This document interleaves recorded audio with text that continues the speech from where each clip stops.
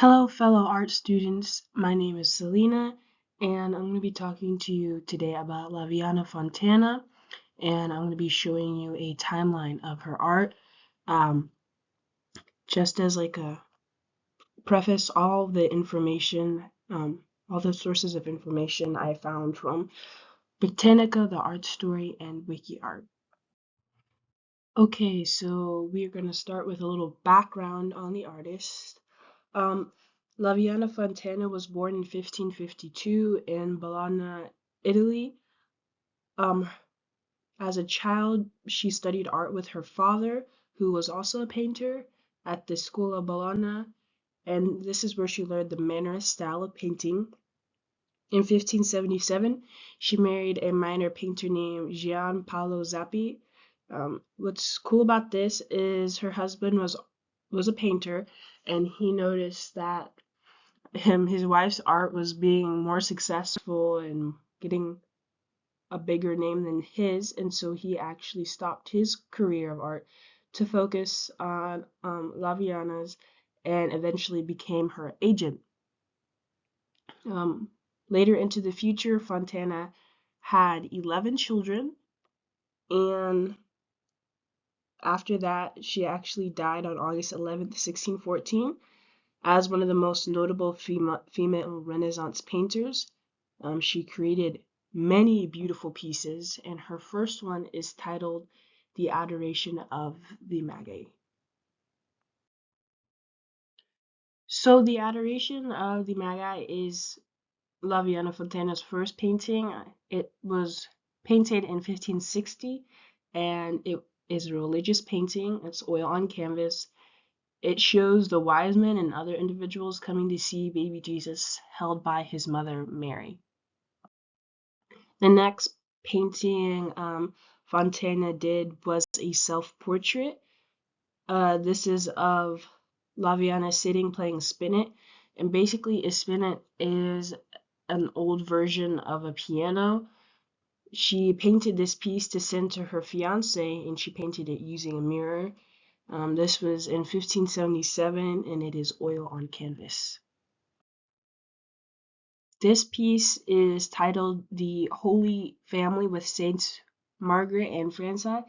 This is a representation of the Madonna and Child. She included the Saint Margaret and Saint Francis. This is obviously a religious painting, and it is also oil on canvas, and this was in 1578. So this is Laviana Fontana's first portrait of someone besides herself. This is a portrait of a couple done in 1580, and it is oil on canvas. So this is another portrait done in 1580. This is the portrait of a noblewoman. This is done of an unidentified person.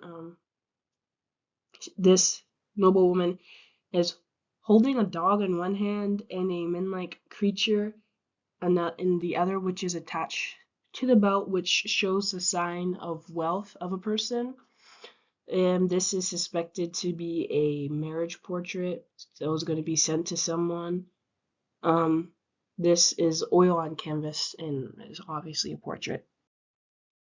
Next, in 1581, we have a religious painting of oil on canvas. This is the Holy Family with Saint Catherine of Alexandria. This is baby Jesus being held by his mother Mary, surrounded by the Saint Catherine and Jesus' father Joseph. This piece was done in 1581.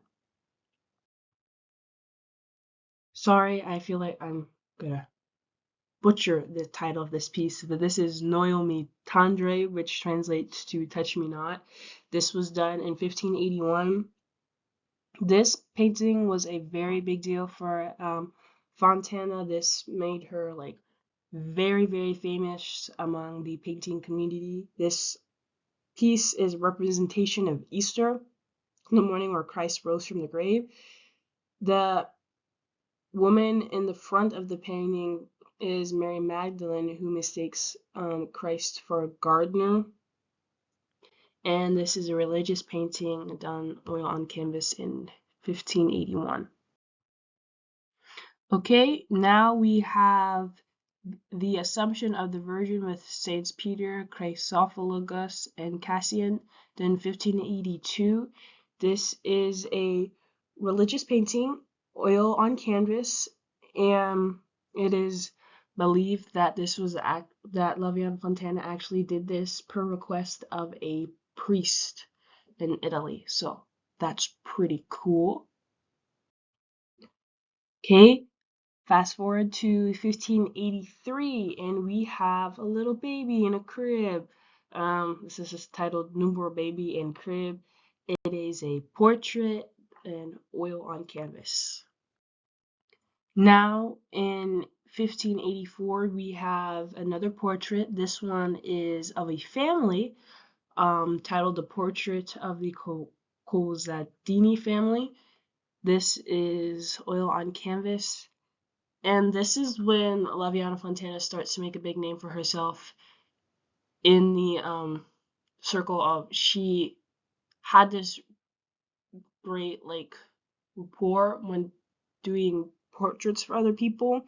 So she had a way of making them like relax and just be normal, not like all uptight and stiff when she was painting their portrait. And so people started like flocking to her, being like, "Hey, can you do my portrait? Can you do my portrait?" And this is really when she started to make a big name for herself. Now we in 1589 we have the portrait of Girolamo Mercurial. This is a portrait, oil on canvas, of a very Renaissance looking man with his hat and the books in the background. And what I find impressive about Fontana was able to like do the little diagrams of whatever is in the subject's book. I mean, that's very impressive. And yeah, just a portrait of a Renaissance man. Now in 1590, we have another portrait of a lady of the court. His nice, regal, beautiful lady in a beautiful gown that Laviana was able to add all the details, and the neck piece and everything looks fantastic. This is a portrait, oil on canvas. You can compare this to the other um, portrait of a noblewoman before I mentioned in the beginning, because that woman had a dog in her hand, and then this woman also has a little puppy dog as well. In 1592, we take a little bit of a break from all the portraits, and now we have a religious painting of Venus and Cupid. This is a painting of Venus and Cupid, and it's oil on canvas. What's unique about this piece is, if you want to go and see it, you can. It is located in the Musée des Beaux Arts de Rouen in France, so basically just a museum in France. If you're ever there, you can go and see this painting in real life. Now we're back on the portrait train. This is a portrait of Ginevra Aldovini Hercolini. This is oil on canvas. Like the other women Laviana painted, you can see a dog in one of the woman's hands. This woman is sitting down in a chair, looking very elegant, very regal. Another amazing work done by Laviana, and this piece is done in 1595. In 1595, we have a portrait of Enjuaneta Gonçalves. This is my favorite painting done by Laviana because it's just different. It's basically the portrait of a little girl who has a genetic condition where hair grows excessively over the body, and in order to complete this portrait, Laviana had to go to an island off of Italy where basically everyone with this genetic condition was living, and she did this portrait of the little girl, and I think that is really cool and very different for lots of the painters in this age. The consecration of the Virgin was done in 1599.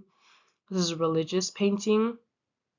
It is currently located in the Musée des Bois de Marseille in France. So once again, if you're ever in France and you want to see this painting in person, you can do that. You can go to the museum and you can see this wonderful painting done by Lavinia Fontana. Apollo and the Muses is a mythological painting. This was done between 1598 and 1600. This is currently part of a private collection. This painting by Laviana is one of her physically the largest painting she's done, and this really showed other artists in this era that Laviana did not come to play. She wanted to do a really big painting like this, and she did that. So people really saw that too. When they saw this painting, they were like, oh my goodness, Laviana is an expertise painter. It doesn't matter that she's a woman, she still has talent and she's still good because she was able to accomplish this. So yeah. In 1600, Laviana Fontana did a piece titled Juliet with the Head of Holofernes. This is oil on canvas and it is a mythological painting. This is another family portrait of Bianca del Gentili Massili with her 6 children, done in 1604 to 1605. This is one of Laviana's most famous and significant pieces. It shows her technique and attention to detail with every member of the family's extravagant clothing and the way she showed the family as a whole. Each child has an object in their hand which symbolizes their future careers, and the mother in the middle also has a dog in her hands, much like the other female portraits Laviana did in the past. This is the last piece Laviana did before her death. This is Minerva dressing. This represents the Roman goddess Minerva, who represented wisdom, art, and strategy. In this piece, you can see Minerva's armor on the ground, and she's going to pick up a dress, which symbolizes her deciding to choose peace than going to war. And this was done in 1613. Last but not least, we have my references. And that's really it. Thank you for listening to my timeline of Laviana Fontana's art.